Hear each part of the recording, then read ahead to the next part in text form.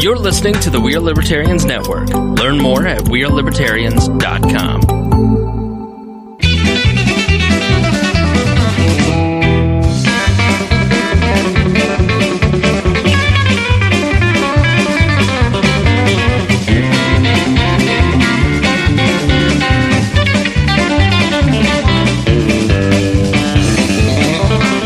Welcome to the Boss Hog of Liberty podcast. This is episode number 133 of the Central Indiana's favorite podcast. I'm Jeremiah Morrill. Today I'm joined, as always, by co-host Dakota Davis and producer Chris Guffey. Today's episode features two very prominent guests. We said that they were the highest officials in Henry County, but how high, we don't know. That's Rex Peckinpaugh and, of course, the returning guest, Mr. Aaron Dicken. And we are going to be talking to them about the Newcastle city budget and some things that have been going on with that. They killed the budget proposed to the council on dead. Monday night. We are lawless, and there will be no city next year. We're out. It's That's over. That's right. Yeah. So we're going to talk about why it died and where we go from here, and then we're going to talk about some things at the very end, like talking to constituents and what people care about the most in Newcastle, the city, because we are just now getting into our election series, and we're going to be bringing in the candidates, but these folks are running unopposed. So make sure you stick around to the end to hear about the issues in Newcastle. So this show is about our lives in rural Indiana. We're here to push your boundaries and make you think as individuals. Sometimes we will provoke you on purpose. Other times we'll make you laugh. Not really on purpose, yeah. But hopefully you'll always learn something new. So you guys in January, February, you filed the paperwork and ran for re-election. Aaron, you represent Ward 4 in the city of Newcastle. Yep. Rex, we talked about this on the Patreon. You are the at-large. At-large. One of the two at-large city councilmen in Newcastle. You filed. There's two people in your race, right? You and Lynn Perdue, and nobody else ran. So you just get to skate through. Yeah. Congratulations on the re-election. Well, thank you very much. But it's bittersweet in a lot of ways because, for one thing, the primary was the first election I've not voted in since I first started voting in, back in about 76. And then this will be the first general election I've not voted in. And we were talking earlier, my wife, of course, she asked why you guys were so short-sighted as to not have had me on the program yet, because she thinks I'm the most interesting guy in Newcastle. I guess that means she likes me, but my wife will not vote for me this fall, so I don't know if that's going to affect our home or not. Yeah, you have all my prayers. I feel like Thank you. I feel like it's my obligation because I write this letter to the editor every couple of years. May is not a primary, or is not an election. It's a primary. It's where all the guys from Team Elephant or Team Donkey get together, and we spend taxpayer dollars for you guys to pick who you like the best. Mm-hmm. The libertarians probably do it right. They have a convention. We have a convention, and we have to pay for it our own dime. Yeah. It's probably a little more unifying too. Well, we've had some contested ones, and sometimes we look around and say, "No, really, you have to run this year." Do you ever draw straws to see who has to run? Yeah. We're a political party. Really, it'd be good if we had a candidate. That kind of thing happens from time to time. But we normally it's a pretty willing deal. And then the state conventions, we've been, when Rex ran for governor, different Rex, ran for governor in 2016, that was a contested race, and we had to work. Mm-hmm. I mean, that was like a presidential primary. I mean, we were going county to county to county, meeting with 3 or 4 or 5 potential delegates at a time, and, trying to get an audience and trying to show why we thought we were the best ticket to carry the message going forward for the party. And that ultimately we were successful there. And Rex did a good job of carrying that message. And he did. Yeah, it was, I was very happy. Obviously, the Libertarians get 3 statewide debates in the governor's races. And I think he had some very good performances, especially the one down in Evansville. We had a great time with that. Unfortunately, I think we heard our totals a little bit with Rex's, poor timing on his stroke. I wish, he had checked with his campaign staff before he was going to pull that sort of a stunt, because I don't think it worked out the way we were hoping it would. But, it's And now Bernie just went out and pulled a Rex. And now Bernie's trying to follow him along. Well, before we get too far into this, Dakota's trying to pull it back out of the ditch. Yeah, we have some people that we need to say thank you to. Those are the people who support us on Patreon every month with their dollars. They keep the lights on in the studio, and it's about to be winter, so they're going to be paying for the heat around here as well. And you can sign up for Patreon at patreon.com/Boss Hog of Liberty. You can sign up at any level that you want to, and we will add you to a super secret Facebook group where you will get show notes, bonus 20-minute episode every week with the guests. And if you support us at $50 or more a month, then we promise to tell the world how great you are. Those people are Christy Avery, Jonathan Phillips, and, of course, Craig DaCosta. We also have T-Chip stores online at tchip.com/BHOL 1, 2, or 3. And those are all made out of ultra premium material.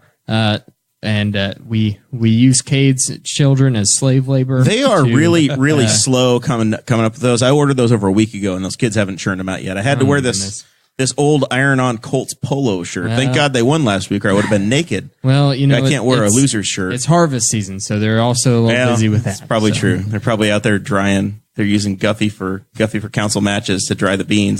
They sure are. So thank you to everyone who supports us in any way that you can. We are genuinely very, very grateful for all of your support, and we are each and every week. Top fan Zach Bertram is talking about the value of the Patreon group, and he says that he got to see the greatest gender reveal video in the history of the world. That's right, he did. In our Patreon with Dakota's. You named the kid. Yeah, we can't give away the reveal video. We will not give. You got to join. You got to join. You got to join. That was special. It was very premium content. Yeah, it was. He's a man-child having a child. That's what we'll say about it. And if you guys want to know, join at any level, and we'll get you in there. Jump in today. All right. So, you guys, you know how we could have had a little more competition. Aaron, you and Rex live in District 4. You guys could have run against each other. One of you could pretend to be a Republican this year, and we could have just had a real election. We could have wrestled for it. Oh, I would love that. Because I'm sure not going to play tennis with you for it. The loser gets the Ward 4 seat, and the winner gets the at-large seat. I think we should do that tonight. Oh, whoa, hold on, wait a second. I will for that. We'll make the arrangements and get the mats brought in. My question: why is Ward 4 the losers? That doesn't make sense to me. You misunderstood. The person that does not win gets to represent Ward 4. The person who doesn't win the person who earns wins the privilege. gets to choose which one they want to represent. Yeah. Which one do you want to that works too. Yeah. I mean, let's be honest. If you had the choice of, well, this will get theoretical. Rex, if you had the choice when you're in a contested race, if you have to cover the entire city, or if you have one fifth of the city to cover as far as doors, $100 is your budget. Which one are you going to do? Well, see, I'm like Aaron in that I love people. Right. And so I love getting out there, going to the north side and the east side and, all over town, talking to people all over the place. So the strategy doesn't come into mind for you. No, not too much. I'm just going to go out there and have at it. Just going to walk and talk. And whatever happens, happens. There we go. See, and I grew up in Ward 4. Right. So it kind of feels like home to me. Well, Aaron's grandma was Ward 4, wasn't she? My aunt. No, I don't know. I thought she was Ward 4. Not. Maybe not. Maybe they redo the lines. So, I mean, yeah. I enjoy representing Ward 4, but, I think that Newcastle is small enough that, I think we all try to take care of our wards, but if somebody comes to an issue, we're not checking your ward card. I'm sorry. Where do you live? I'm sorry. You're in the Hancock district, and I can't. The whole city. Yeah. Yeah. Well, see, I live 5 doors down from being represented, but I'm provided city services. Yeah. When I flush, you're not represented and when I turn it on. Well, that's the question I want to know is, we're getting all these improvements in white estates. You guys gonna start plowing my streets and put some sidewalks in and add some street lights? And, I doubt it. Do all the things that come with the city. It's been said multiple times. Yeah, it's been said multiple times. Because I would assume I would end up in Ward 4, and I could give you a run for your money. That'd be fun. And we'd have a great time. It would. We could, you should do that. We should annex in white estates, Just like to the so that you house. can 3 or run, 4 and we'll houses. campaign together, Yeah, well, and just let people it'll vote be like right there Lincoln, on their Lincoln on- Douglas, and on we'll their just porch. go right up. Pick one right now. Choose. You have to choose right now. And now buy this book. Well, they're on That's Main everything Street. we said. On the west side of Maine, there's a point where the houses are in Newcastle, and then there's about 1 or 2 houses that Yeah. are not. Right. And then the next house is. that's- yep, that's- it just bounces back and So we forth. could just annex you. Hey, if that's, I would do anything for content. We know that now at this point. 2.5 years in, if I Aaron thought would, that was Chase. well, I mean, Chase learned it from me. Chase is going to run for Ward 4. What if I kept like 3 shirts in your basement? I mean, And I just slept over a couple of Saturday nights when you and I have a few beers. Well, that's Certainly. been done before. We know that. And then maybe historically I don't speaking, even think they kept anything in the basement. I'm just saying, maybe, I keep a couple of beers in your beer you have fridge. skeletons in the closet. You could keep some stuff in the upstairs of the studio. Well, no, I want to move into Ward 4 for this adventure. And then Aaron and I both run and we have the same home address. You are 1/4 of an owner of a piano that's in the basement, essentially, because you helped move. I did that deposit. piano. I made the So deposit. yeah. You're that much of a collectivist. Yeah. Interesting. Good to know. Good to know. The Dicken commune. Right. Just like our friend Darren Jacobs. I You do wanna- guys do spend a lot of time. I do want to together. talk to you about that. My elbow's been bothering me ever since we put that piano down there, and I just wasn't sure what kind of medical coverage there was for that. I don't remember signing away any of my rights. No, you have to talk to your insurance agent. I'll have my agent talk to your agent. Perfect. Okay. So yeah, this is pretty much the way we do it, Rex. Well, I think it's a good way to do it. I mean, It's just seems conversational. fun. We've had everybody from state representatives, state senators to city council people, county officials, and it's a way for people. This is a platform for folks to get to know their elected representatives as well, and candidates. If we can recruit more than I'm one kind at of a just a time. good old boy wrestling coach. It's what I've always been. We should touch on that a little bit on the bio for you. You've got a few wins. Yeah, we managed to get past 1,000 last year, and then we won't talk too much about it, but I retired this summer, and a young man, Gary Black, who wrestled for me, is going to take over as a coach, and I'm thrilled about that. He's a fine young man, good coach. He's going to probably take the program higher. I told him, I said, they won't even remember who I was 10 years from now. Over 1,000 wins and many, many, many decades. Yeah, too many decades, 41, 42 years, something like that. That's incredible. And the number of young boys and men that came through the program that you've had an impact on. Well, we've had fantastic. a lot of fun and a lot of people that helped build it, and couldn't have done it by myself. And I see those guys. I saw it was a sad experience. A gentleman named Larry Sutton that helped us in coach wrestling. His sons both wrestled for me. He passed away. We had the funeral, and so many of those guys came back, and I got to see a lot of them. And it was just, it was good and bad. It was bittersweet, but I was very happy to see them. And you see them with their kids, and they're doing pretty good, and they're married, and they're productive citizens, and got one that's a CIA agent, and he's the one that would come and rescue me if I were ever kidnapped in a foreign country. Wow. All right. Did you send any to the WWE or WWF? I mean, big time wrestlers. Well, now, it's interesting you mentioned that, but Vaughn Wasson wrestled for me 7 or 8 years ago.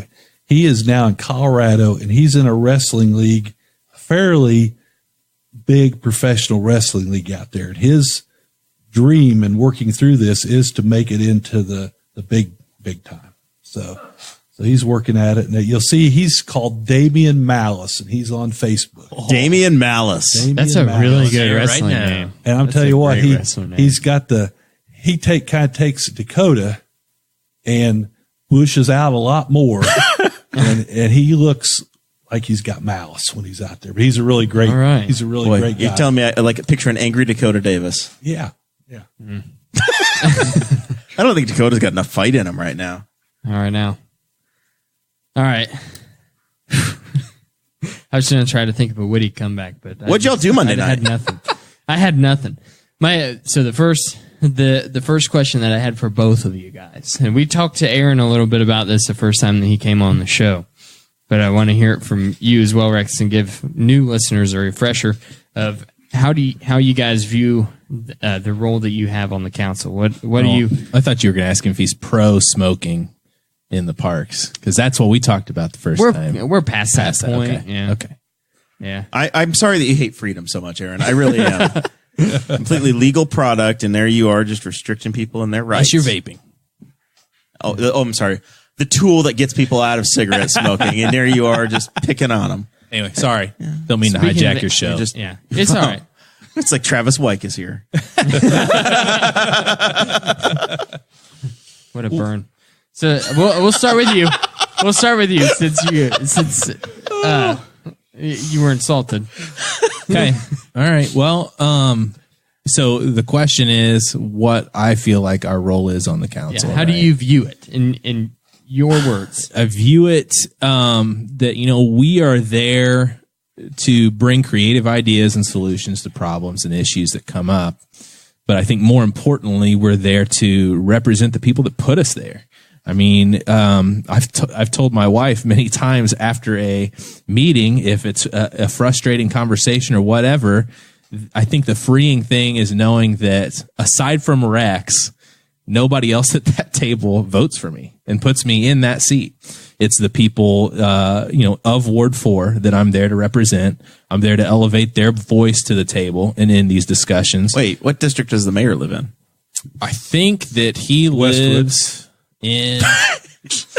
I just can't figure out what district that He'd be is. in Mark Are you- Koger's ward. are you talking Yeah, he's in about- He's in county I council? think he's Hancock. Okay. No, I think he's 5. He's in He's- 4 or 5. He said district. He was No, talking about 5. county. Oh, gotcha. I was just trying to figure out which of the people that sit at that table which You're ones right, have a chance to right, vote for you. And right. I wasn't sure where It's the just mayor's. it's just Rex. It's Okay. just All right. Rex. All right. But I think what I see a lot of people forgetting is that we're there also to listen. I think that's probably the most important, is to knock on these doors and be open to communication from our constituents and just listen to what they think are the issues and what problems they're having, and then go try to actually get something done, whether it's us personally taking care of it or just going to the right person and making sure it gets done, following up, week after week to make sure it gets done. So to you, it's constituent service. Yes. Is the number one view, right? That's Yep. that's the main day to day, or the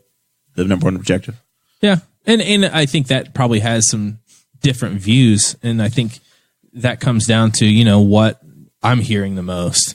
So I might not hear directly from somebody that, they want to see the Murphy building come to life, but I know that they view downtown as important. So that kind of coincides with that project. But downtown's not in Ward 4, so Right. Yeah. But there again, it's a small enough community and in my benefits ward. Ward 4. It's in my ward. And Come on. benefits Ward 4. All right. You want to go, Rex? You better be careful what you ask for. I won't tell about some of the times people have done that very thing and it hasn't turned out good for me. 1,000 wins. Aaron. We go 1001 right He's over. got one more. He's got one more good one in him. Guffey, get the I'm camera. scrappy. You are scrappy. But myself, I'm kind of like Aaron. It's working with the constituents. I feel the times when I am happiest about being on council is when somebody comes to me with a problem and I'm able to help them solve that problem. I think that's the thing that makes me probably the happiest. The second thing is when I drive somewhere or I'm in town, I look and I say, we did that. We got that done. Like we drive by every day, of course, out there in Ward 4, the sidewalk trail along Main Street up to Riley School, and I see It almost gets all the way to Woodbrook. Just get it all the way to Woodbrook it for was me. supposed to get there, but the state kind of, did the state thing. But State thing. yeah, but anyway, a good way to put it. you drive by that and say, hey, we did that. And it's never I did that, but it's we did that because we worked together and, try to come up with solutions and try to, help our citizens. Of course, a big part of what we do on the council is the budget, and it's the finances of the city. We're kind of it's kind of supposed to operate a little like the federal government in a class 3 city like we are. It doesn't quite work like that in terms of checks and balances, but we're supposed to kind of watch after the finances as best we can, and hopefully hold the mayor and other officials accountable. But it's it's a very rewarding job when you get to work with people. So when you're 8 years on the council? Yes, finishing 8. So when you're in the beginning of that time, is it hey, here's how this is supposed to go, or did they send you to a class for class 3 cities to learn, hey, here's the responsibilities and how does that onboarding process work? Or how did it work for you? There is a small seminar you can go to, but it really doesn't do much for you because it I don't know, it just doesn't really hit the crux of it. It's like when I was in college, we did student teaching. Well, yeah, that was nice, but I didn't really learn how to teach until I was in the classroom and I was sitting there and I was about ready to drown. And you learn how to swim, and that's really what it comes down to. When you first get in, Aaron can probably agree with this, but when you're running for office that first time and you're thinking, I'm going to get in here and I'm going to change the world and I'm going to do this and I'm going to do that. And then bam, you get in office and it's like you hit a brick wall, and, then you have to start to learn how to operate and learn how to, to get some things done in the real world, I guess. And it's a big learning curve, I think. I mean, coming out of my first term, luckily, I could rely on people like Rex and Mark to kind of help us along. I think everybody feels that way. But it is a big learning curve, and you finally figure out what works and what doesn't by trial and error. You figure out, what gives you the strongest foundation to an argument the hard way. But it's definitely, you're teaching yourself how to swim. But I think the thing that keeps you going is you're fighting for your constituents and what they want. Yep. Do you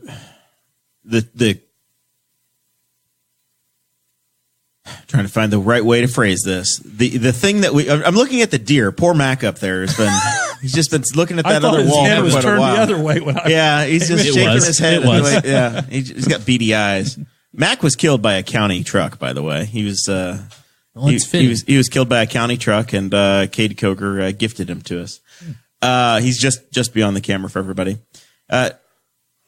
I guess I want to know about the role of the council and how it's supposed to interact with the mayor, because I know you have a council president, and then you have a board of 7, and you're an independent group, but then you interface interestingly with the executive, which is the mayor, and then all of the staff members that surround. Well, I mean, Rex hit on that it's kind of supposed to function like the federal government, and there are some checks and balances there. It's a little, I've tried to educate our voters here locally because of how big the county race was in 2018. The city doesn't function like the county. The county level, the council is in control of the budget almost 100%. The commissioners are, creating ordinances.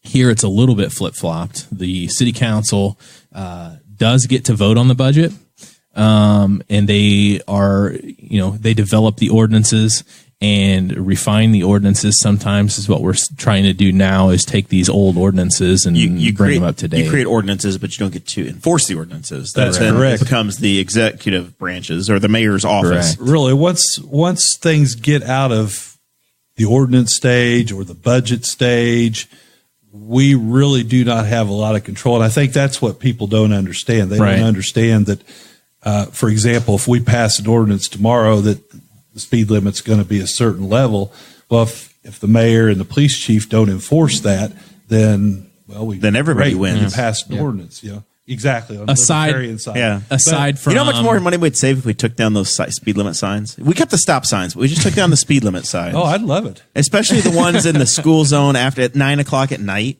that says you're supposed to be going.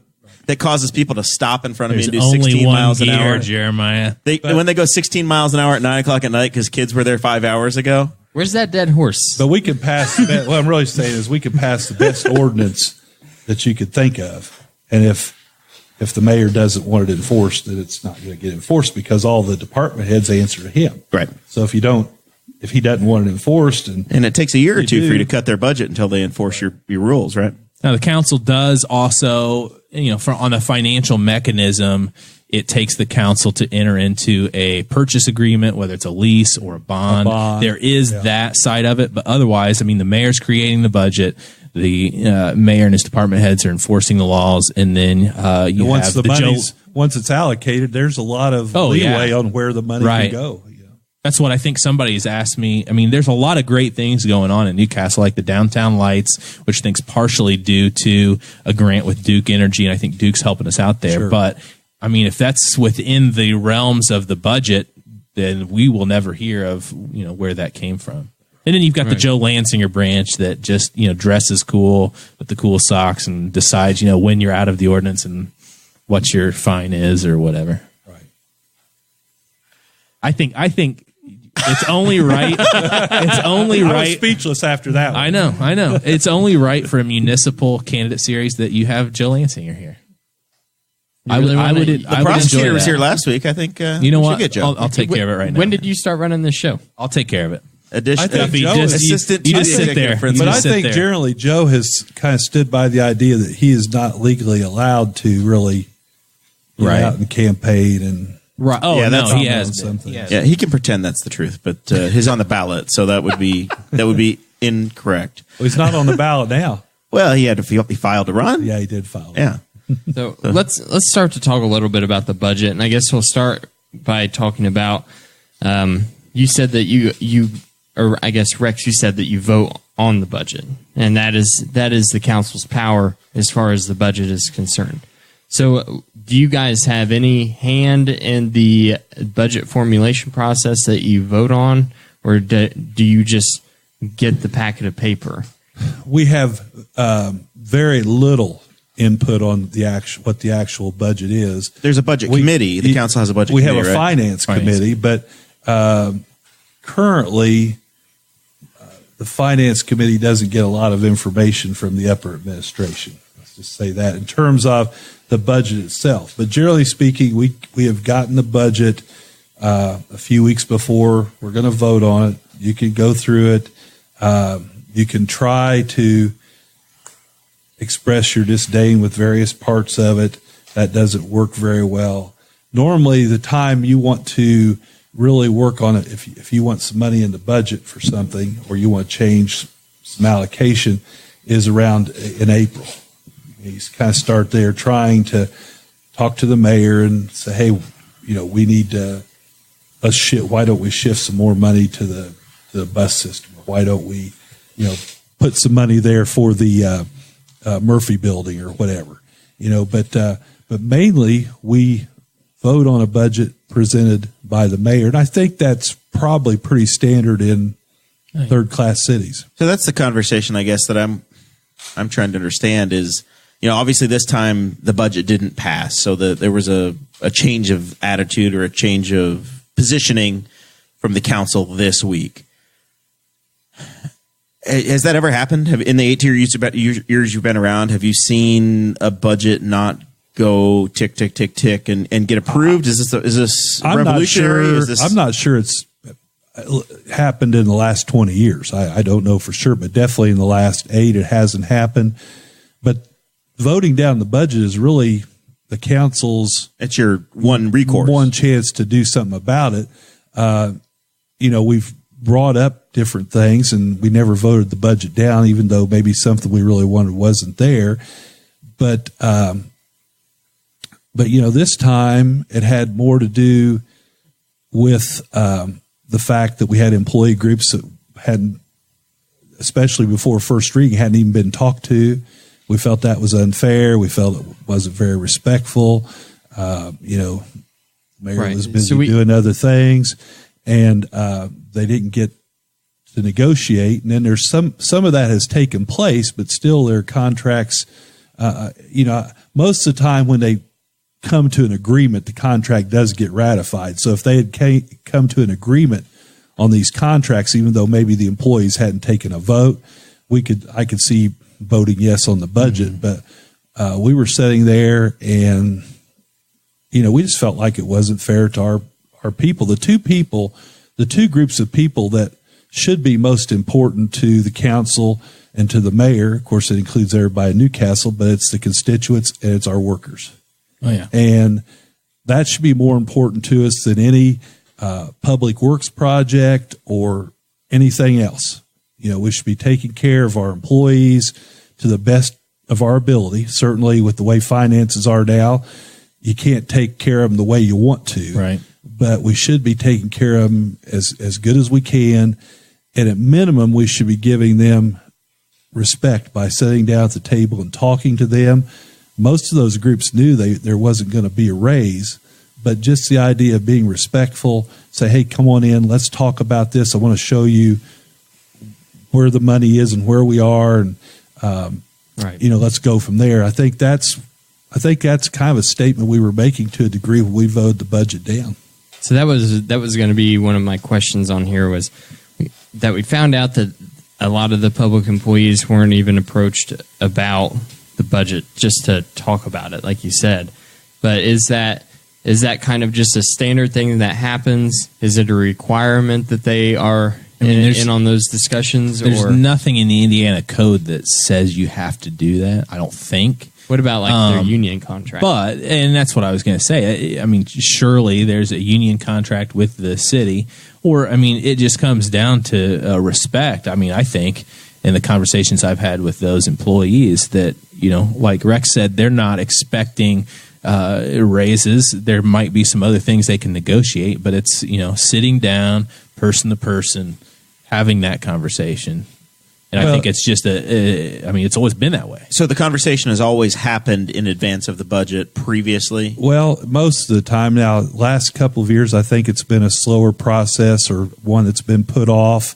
Mark Koger, last year. Mark, for those that are listening that aren't familiar with all the players, Mark is the Ward 3 council president. Right. Yeah, council president. Anyway, he made it clear last year, I think it was last year, that we were not going to put up with this idea of just waiting on these negotiations, and we waited on these negotiations, and so it's something that could have been done back in April.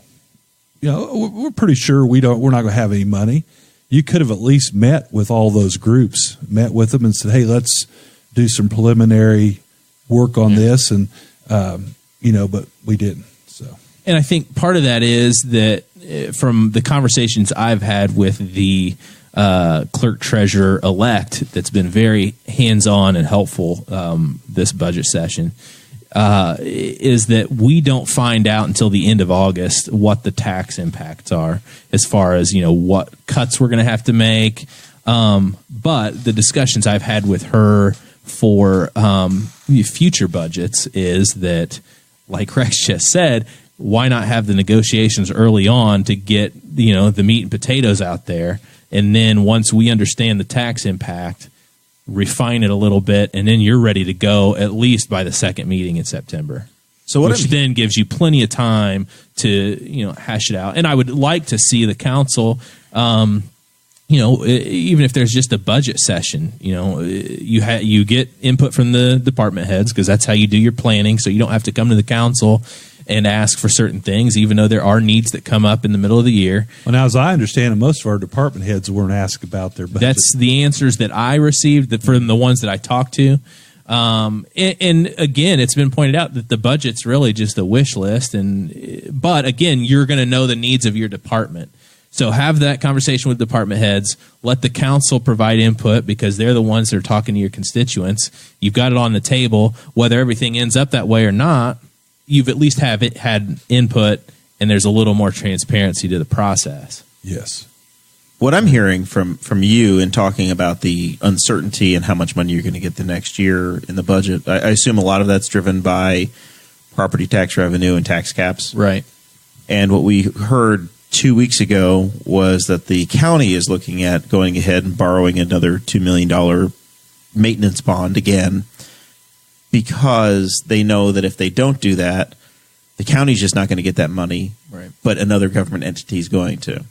So you guys, once again, the state, this has kind of become the theme on the show, is that the state has set parameters that are now pitting cities versus towns versus counties for the same property tax money. So if you don't go for the maximum levy that you can, taxes aren't going to go down. Right. It's just that the county is going to get a bigger part of your pie. Yep. It's an interesting thing to talk about, and maybe a reason a guy should run for state rep. Well, yeah, I agree with you. Somebody ought to run for state rep. But they, it really comes down to the state level. The guys in Indianapolis, they want to be able to say to voters, we didn't raise taxes. Right. And certainly they didn't raise taxes, but their actions are causing Henry County, on I think October 17th to vote on a local tax on our increase. next tax increase. Yeah, well, and they look good, and they're sitting with $2 billion in a rainy day fund and all this. What I've said all along is that they put the bullet in the gun and make the locals pull the trigger on themselves. Yeah, that's absolutely that's exactly what happened. Now I had an interesting discussion with Chad Malacote the other day, the honorable Chad Malacote. About this issue and the tax caps, because I saw the impact of the tax caps was like over $3 million for the city, this budget. But in having another conversation with a state representative from the Anderson area, there are other taxes that have been introduced to offset that tax cap. That's what I'm working on studying right now is, put them on the scale and see what it looks like. And I can understand the thought process there, but we keep adding more and more local taxes. Right. So what you've done is 10 years ago we agreed, hey, property taxes are too much. Government needs to live with less. And no, it's been, right. Here, you can have we this. need to keep growing government, but your tax bill doesn't go down. It's just where you're getting taxed at. Yeah, exactly. And I think that's now it's your income tax that we're stealing. And anytime this is the Mr. Libertarian over here, right? Anytime we introduce a new line or a new way to tick that box, doesn't go away. Never sunsets, and it's going to grow bigger. Right. Yep. The Hall of Fame tax is now the food and beverage tax, which. And the argument could be that tax has brought about some really great things that have made the community thrive, and brought in jobs, brings great blessings upon the land that a board gets to vote on, and bless individual groups and organizations, just like Stellar does the same thing, where 2 or 3 communities tick all the boxes and they get to win. Right? It's a lottery. So basically, what we've done is we've taken these tax programs. But all that is the state giving us our own money back that they've taken from us. But then we'll celebrate it. It's like they want you to come to them with your hat in hand and say, please let us have some money. NDOT will do the same thing, and they'll give you a community crossings grant. Mm-hmm. Yeah. Please, after 4 times. 4 times of begging for it, and then we finally This is the process that you guys have to live with. And so here's the thing. Number one, that's why every election's important. We always, everybody at this table. It's not important to that the majority of citizens who didn't want to run. Well, there's that. There's that. Apparently, it's not that important. That's why our argument is your local elections almost matter more than the federal elections. Yeah. I can't even remember what number 2 is. You just railroaded your show. Well, right here, this seems like a China shop, man. I tear stuff up all the time. This seems like a good time to get the train back on the tracks. It sounded like to me, both of you guys, the main reason that you let the budget die was because of the lack of conversation with public employees before it was talked about, right? That's part of it for me, and I can't speak for Rex or anybody else at that table. But for me, last year I voted no on the budget too. So, this isn't new necessarily. That's right. You were like our Clay Morgan last year. Exactly. Right. So, just with less cool hair. In the chat, I wasn't going to bring up the hair thing, guys. I did it in my promo earlier. Mike Broyles wants to know, is the budget the same as last year? Is this a flatline budget from the previous budget cycle, or is it just the conversation? I think we have around a 2% increase in the budget this year. Total. And that's all going towards trash toters? No, that would be a different. If we were to decide we wanted something to go to trash toters, we'd have to bring up an ordinance. We'd have to vote that we were going to add X number of dollars to the trash fee and go through the process of 3 readings and a public hearing and all of that. So, no, that's just. Because you can't do trash toters out of a general fund or out of general revenue. It has you need to come out of the. It has to be tied to the that city service. Right. There's like 14 or 15 lines only. There's probably 25 lines that have changes from last year, and over half of them are between 1% to 5%. Most of them 1% and 2%. What's in the proposed budget? What's getting the biggest bump? Who's making out big here? Well, and that's so every year, that's how I compare, and then I like to dig a little further. So we've got a grant match for the airport. So obviously, and that's what whose ward is that in? Caused me. Oh, it's not annexed now is yet. that But that's what the increase is, and that's so I saw the increase. I asked questions and found out, well, there's a grant and we have to have the match for it. So that's why there's such a big increase in that line. It's amazing to me that you had to ask the question. Well, I mean, if you're supposed not on the aviation to board. make an educated vote on how taxpayer But money that's is just spent, it. but then and you have to start digging and asking questions Right. just to. So that's the argument, right? Yeah. And I think that's why we kind of are in the place we are, because one side thinks that you should be asking them and the one side thinks that you should be bringing it to them and vice versa. Right. And that's why, at least for me, and I'm sure Rex is the same way, before every meeting, I'm doing my homework. Before every budget, I'm digging in and kind of looking to see, what the changes are. There's a little bump in the council when the council line pays the insurance for the whole city. That's what is confusing to me. Community buildings went down because last year, was it the REMC building or the Armory or one of those buildings was, one of the big projects. Yeah. And now we don't have that need this year. Yes, that's exactly. But otherwise, everything's pretty flatlined. I've heard these rumors that there is certain amounts of money that gets thrown into this into the budget that can be used basically at the mayor's discretion. Is that true? Well, I think that's true? part of. There's a great amount of the budget that can be used at the mayor's discretion. It's basically because we're a third class city, and you can certain parts of the budget could be moved, and you can.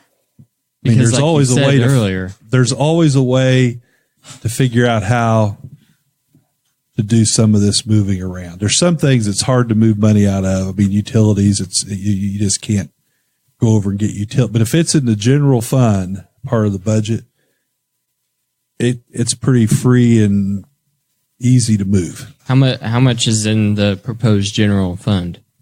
This is all the general fund up here, and it's all divided Okay. into lines. So you're looking at So the general fund 13.3 is- million. So Rex, could you draw the line and say, okay, no more discretionary. You guys if you're going to vote for a budget, you're going to vote for one that has everything in buckets, and the discretionary is very minimal, or else you're just a no vote. Is that Well, no, in the I don't- council's power, or I not? think that's the hard part about the budget is that it's all put in lines. It's like the lights. As long as he's paying for those and the administration and the city's paying for those out of the right line, it's fair game. Right. Right? Right. And basically we don't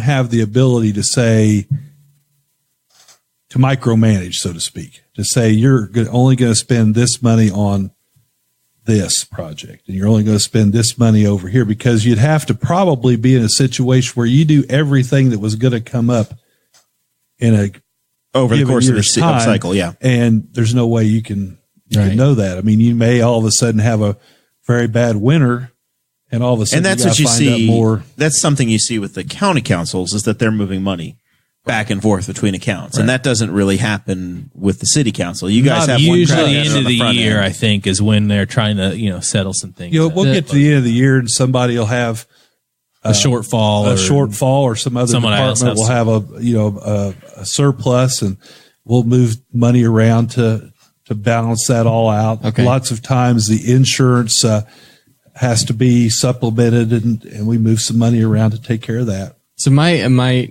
biggest question, and this was we had a meeting with the fire department and talking to them with myself and then two candidates for the Libertarian Party, talking to them about what they needed.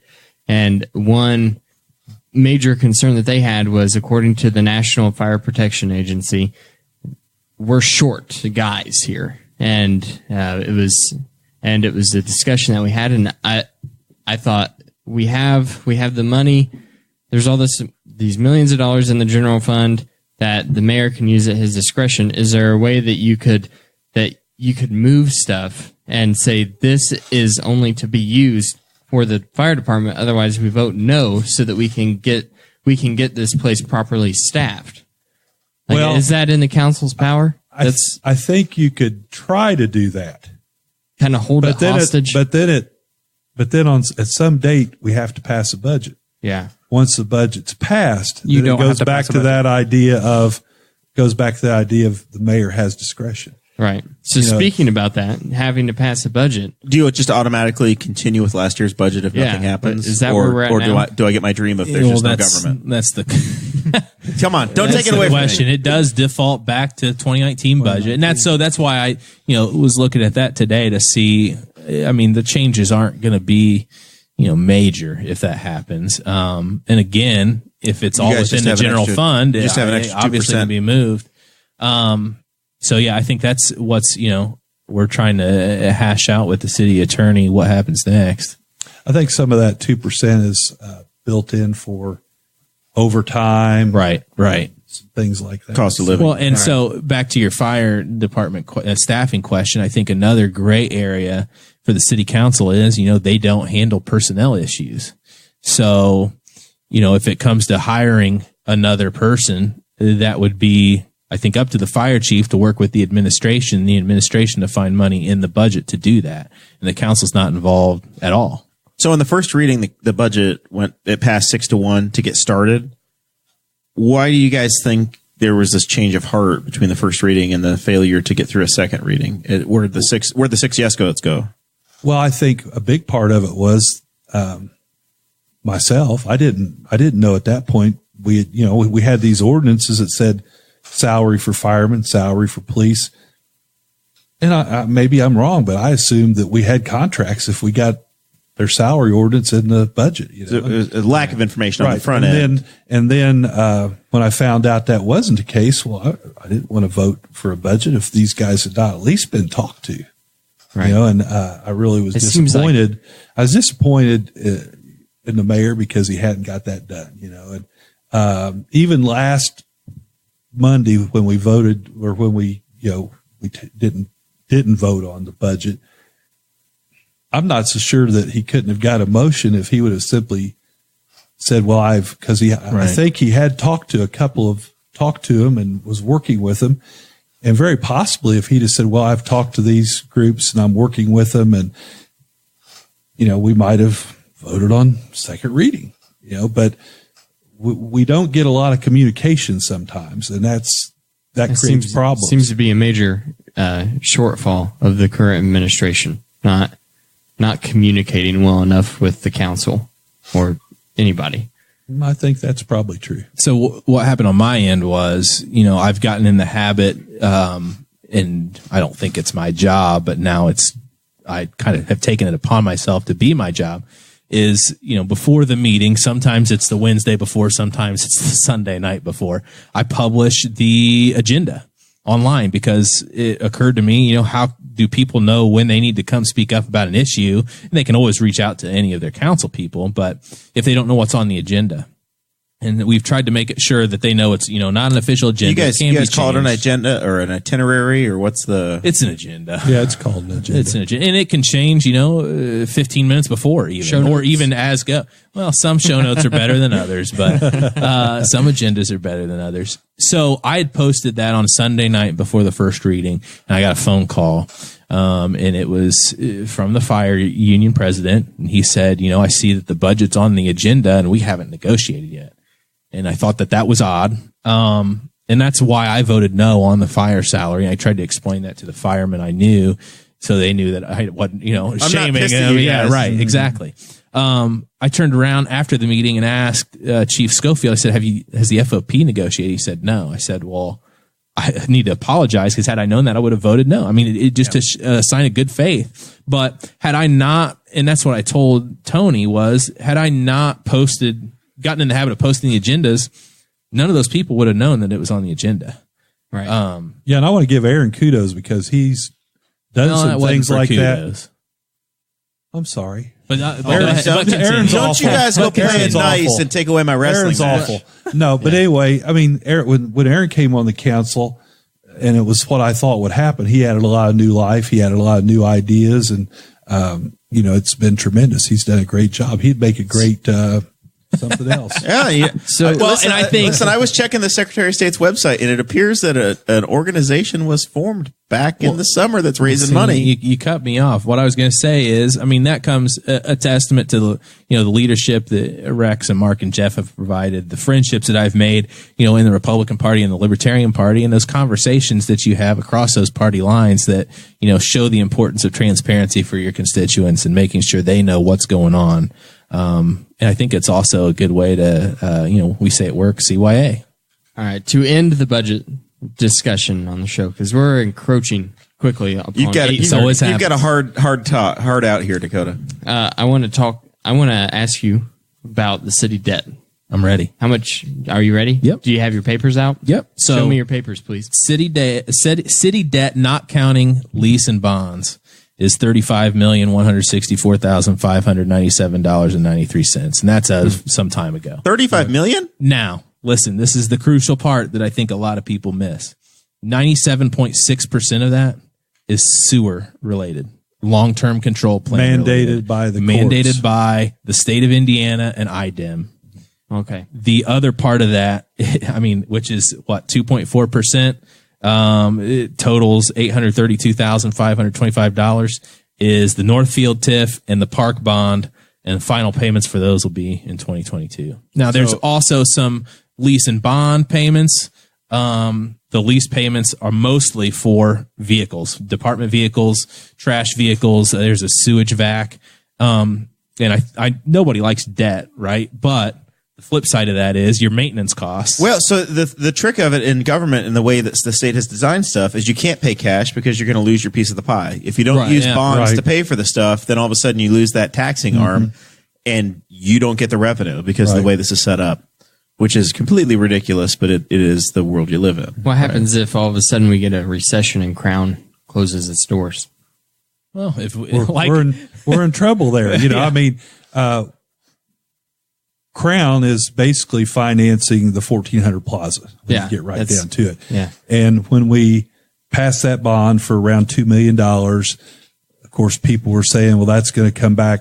Can that come back on the taxpayers? And yes, theoretically, if Crown would close up, it could come back on the taxpayers.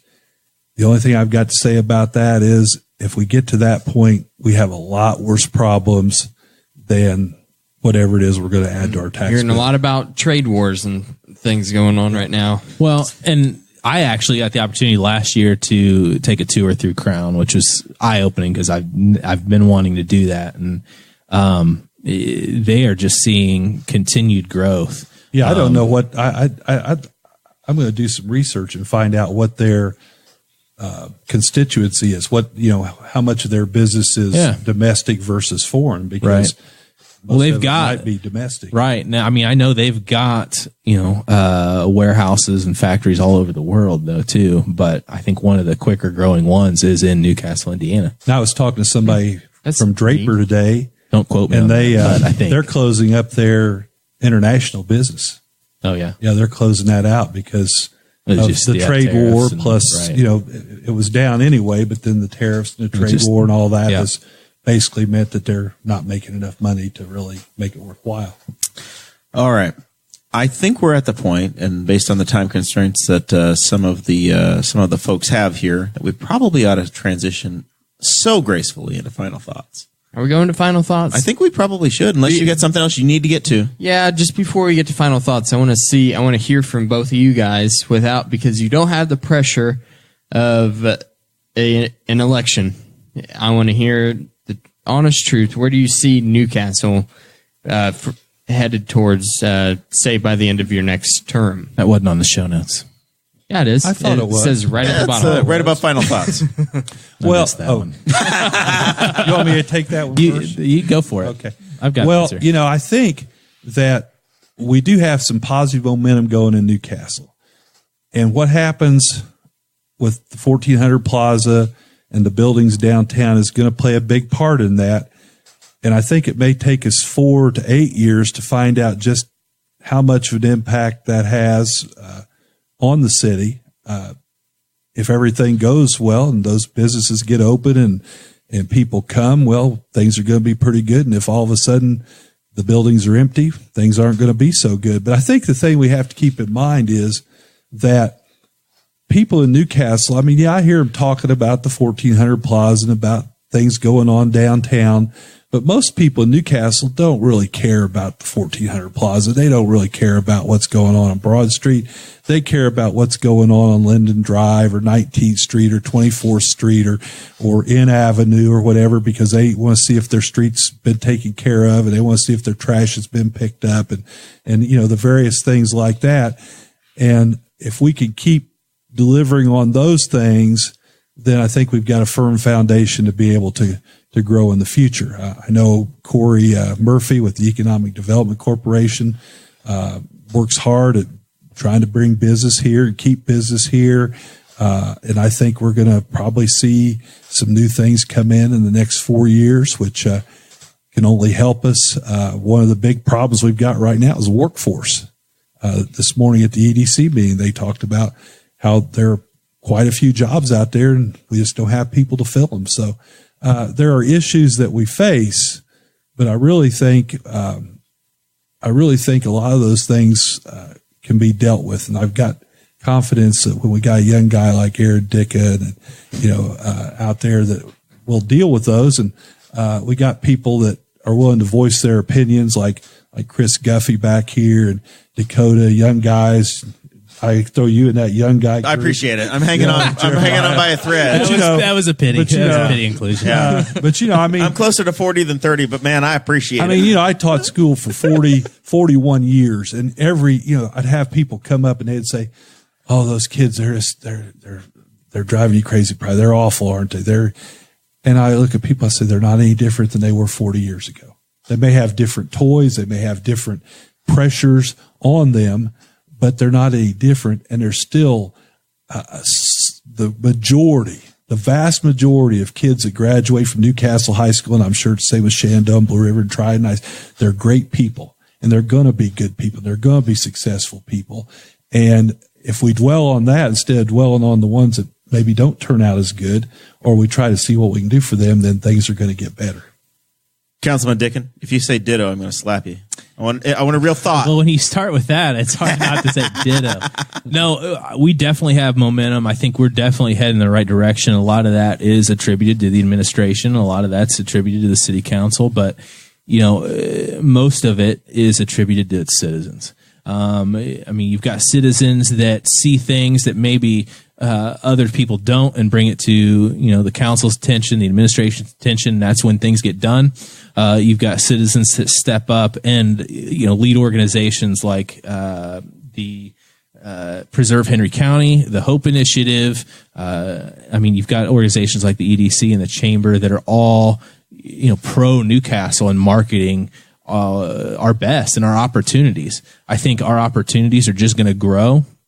I think where we can improve is managing those opportunities a little better. Whether it comes to planning and basically headhunting what kind of jobs we want, because, you know, a lot of people our age are graduating and leaving, and it's, you know, no offense to their families and no offense to their hometowns, but there's just nothing for them here, right? As far as opportunities, or the opportunities are slim. The other thing that I'm going to be pushing for in the next, you know, coming year, 2, 3, 4, is that, you know, because we are having such a problem with our workforce, and there's an argument out there that, you know, economic development needs to kind of slow down because of that. The reason we're having that issue with workforce development is because we don't have enough rehabilitation and drug services, addiction services here. I know that that's kind of the conversation with this new jail with the county, is that there is going to be that element to it. But I think that's what, you know, Henry County, Newcastle, Rush County, you know, that community needs in order to capitalize on those opportunities that, you know, their administrations and their community members are creating. It's interesting how he lumps Rush County and Henry County into each other there as a So I've got friends in Rush County. I do business in Rush County. Wayne County too. Brian Sheehan is, a good friend of mine. I do find myself in Hagerstown from time to time, actually. Those 2 townships over in Wayne County are pretty I love those townships. But that's just it. I think they're, it's easy. We're about half of Rushville and over to about Arlington or so in Rush County. Yeah. You guys are Doesn't that make up a district or something? You guys are creating a congressional quite an interesting puzzle piece there. You guys should draw gerrymandering maps. Rush County down to Posey Township and then across Mandering Jerry. But I think that's where we need to break out of the box. We're not the only ones that are facing this issue. All of those communities and a lot of communities around Marion County, and around Hamilton and around, Carmel, that area are all struggling with the same issues. And so we don't have to reinvent the wheel. We just have to be willing to talk to these other people, see what's going on. Like the jail committee. We just have to be a better version of Shelbyville. Yes, a little bit. Jack's is better than Lenny's, right? There's no doubt about that. Right. All right. So, Definitely short answer, momentum and opportunity. We're ready for final thoughts. Is that what you said? I think We're there. Yep, we're there. I think we are. Okay. We'll start with Guffey, and then we'll work. You show us how it's done. Producer Chris. Actually, You got a sports desk update? Yes, currently the Patriots are playing the Giants, and the game is 0-0. Houston and As Tampa. you're Do we have listening to anything? this tomorrow morning in your car, it's super relevant. Very. Actually, I don't really have anything on final thoughts because we hit the campaign trail the last 2 weekends, so I've decided to give my volunteers a rest weekend. They look very tired, and they just need to take this weekend off and enjoy themselves and their families. It would have been nice if I had a weekend off, Jeremiah. Hey, man, I'm a salesman. I can't stop it. I'm sorry you estimated it wrong, but I sold that job for you, and now you have to finish it. Yep. So that's what I'm going to be doing, and I hope everybody else has a great weekend. Rex, you going door to door? You knocking on some doors and saying hey to people, or are you just sleeping on a Saturday morning? I'm pretty much sleeping in. No, actually, I'm going to the Purdue football game this Saturday. It's been kind of dismal so far. I've went to the first 3 home games. We got one win so far. After 2 of them, I really felt like I would have been better off if I would have spent my time at home and ran 2 feet of water in the bathtub and stood on my head in there for 10 minutes. But we're going to go over there and check that out. My granddaughter, I went to her last cross country meet, JV cross country meet the other night. She ran a personal best, and just thrilled with them. One granddaughter got accepted to Ball State, and but I'm just, I love Newcastle, and I like to talk to people. I get out and talk to people all the time. The other day, I was talking to some lady, and of course, I didn't even know her, somebody I didn't know, and I get talking to her, and finally she said, "Why am I talking to you?" And I said, well, I don't know, but now we're friends. I said, I know, and I went through 5 or 6 things I'd learned about her, and she goes, "That's kind of scary." And I said, I'm not dangerous. I work for the government. You're trapped now. Yeah, you can't get out from the government. I'm here to help. But I enjoy talking to people. I mean, I have no problem going door to door, but probably not doing it this year. Well, very good.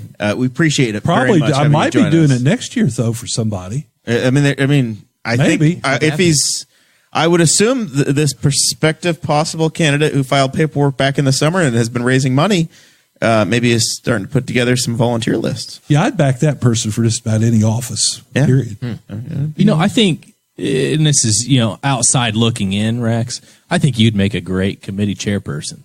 Well, I could do that. I think some business that would is be getting awesome. done. I think some business is getting done. Councilman Dicken, are you real attached to that name?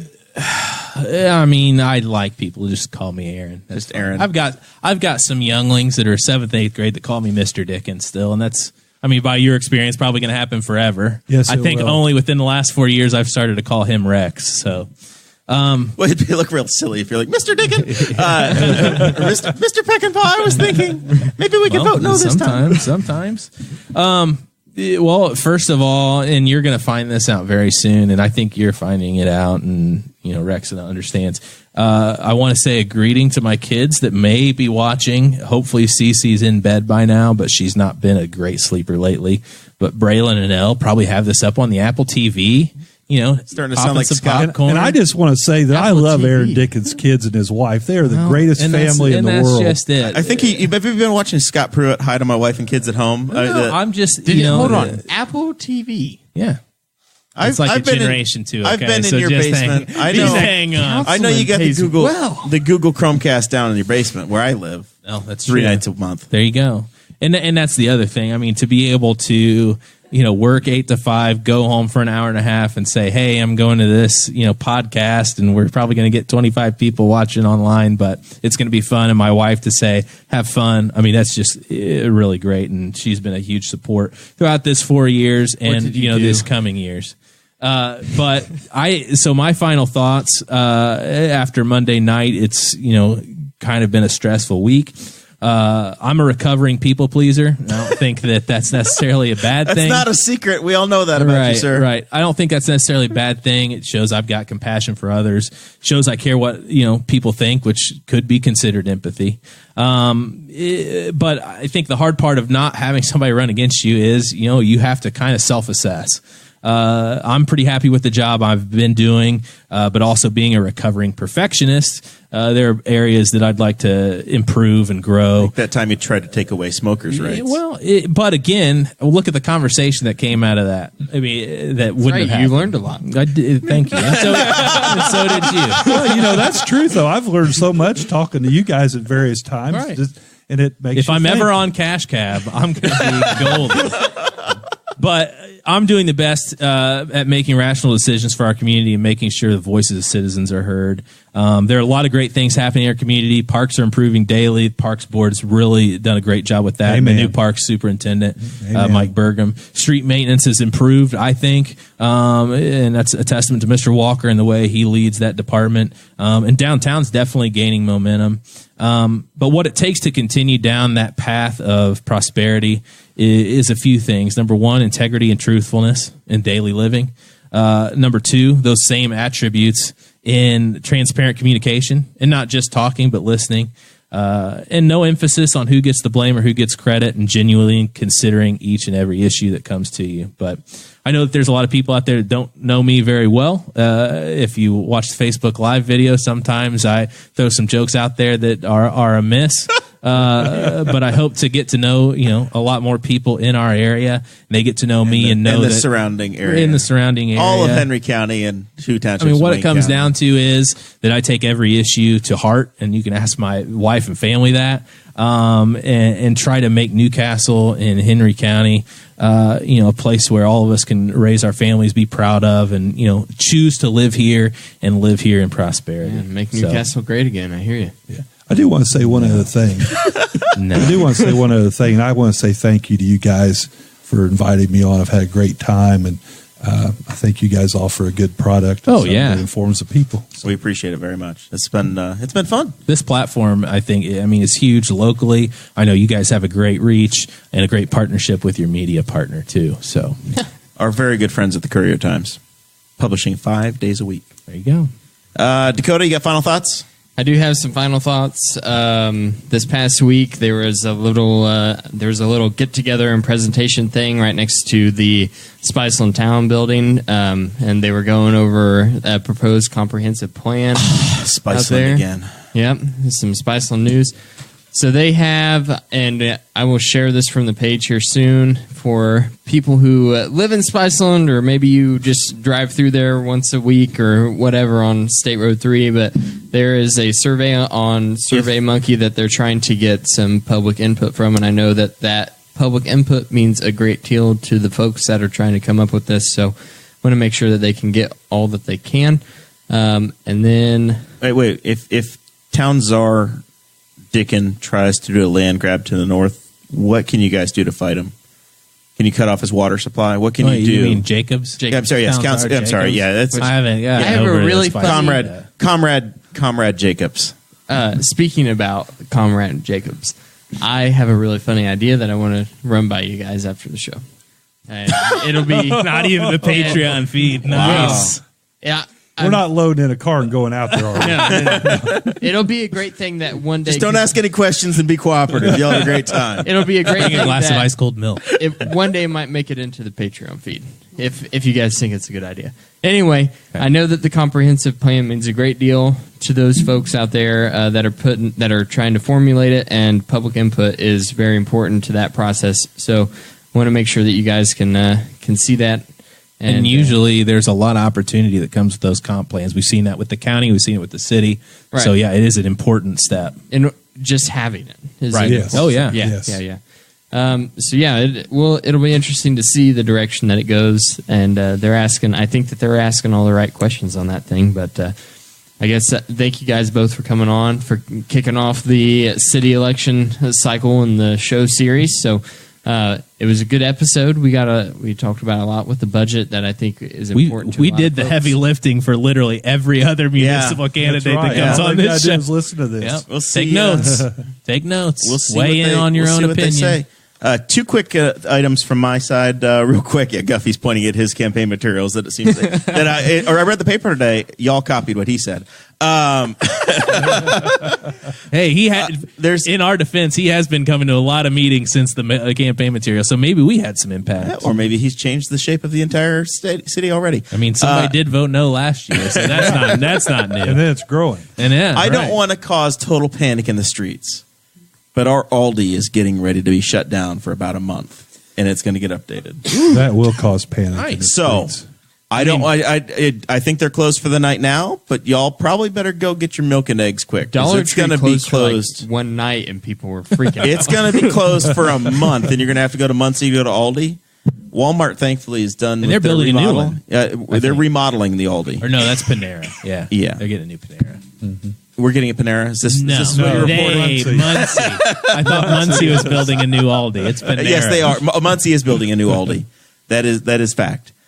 So just beware. my word. That's coming. The Aldi remodel is coming. It's going to Just so shut you down guys for know. a period of weeks, and it's going to be total crisis. You guys ought to know from the Aldi conversation, Jeremiah belongs to a Facebook group called Aldi Nerds. My dad is like an Aldi evangelist. is awesome. And he added me. My wife and loves somebody Aldi's. and somebody had the balls the blank. to complain. No, this person had the balls The to gall. complain. The gall, the stones, to say they remodeled our store. Everybody got a $5 discount code but me in their local newspaper, and I want my damn coupon. And then she went to a Facebook group bitching about it, Awesome. and then she just got shredded by every other person in the group. And I was just hilarious. it was the greatest thing ever. I'm like, and she called Aldi corporate to complain, and they're like, well, it's based on the zip code you live in, and we only put the flyer in certain zip codes. So sorry about your luck. Go They buy were like- paper. Aldi's like, you're calling Germany. We don't care about you. I said, well, obviously your zip code, people found you to be a pain in the ass, and they just didn't want to give you a coupon. They don't want your business. I went to the last cruise-in with Chris and a number of others, and had a great time. It was Mopar night on Friday night. Fantastic. My only disappointment is I tried to use the bathroom, and the damn thing was closed in 1400 Plaza.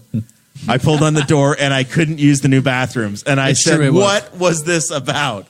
All of this, There's a all drain the at buildup, the all other end year of the long. lot. I don't want a public indecency It on was Friday conspiracy night. against you, probably. And I was like, man, I walked up here and they turned the lock on me and I couldn't get in. So I still haven't tried the new bathrooms, but I was very excited. With I'm that, gonna The tell you gold what, toilet. if you I wanna- wanted to see inside. If you and want to get see a great bathroom, go to the back porch bar. I have Their used that one. bathrooms are amazing.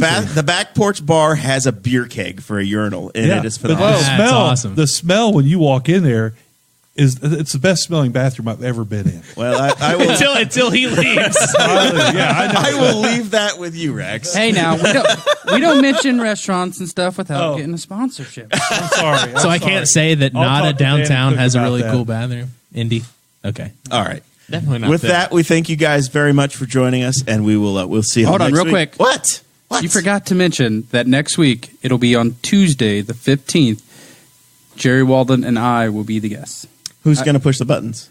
Rex, what are you doing next week? Can you push the buttons so that we can change Can you chairs push with buttons? Guffey? I might be able to. I'll check. Yeah, we'll check in on Check it. tomorrow. That'll be interesting. Producer Rex. Oh, it doesn't pay anything. I'd have to have training. I don't need pay, but Nobody else ever gets training. any money either. Thank you. All right. Now Rex and I are going to take you out with Thank you for listening to the Boss Hog of Liberty, which is part of the We Are Libertarians Network. I am Chris Spangle, and I am the founder of this network, and I invite you to listen to all of our shows, which you can find at WeAreLibertarians.com or by searching for these in your podcatcher. The flagship show is the We Are Libertarians podcast, where we apply libertarian principles to current events. The Brian Nichols Show is a conversation amongst Republicans, Democrats, Libertarians, Independents, as they talk about what is happening in the news. And we have many other podcasts like The Chris Spangle Show, Upward, The Cost, Raw Audio Politics, Miranda's World, and Tad Talk, which is quite a ride. So check all of these out. Go to WeAreLibertarians.com and you can check out all of our great podcasts. Thanks for listening. Thank you for listening to the We Are Libertarians Network. Get our other shows at WeAreLibertarians.com.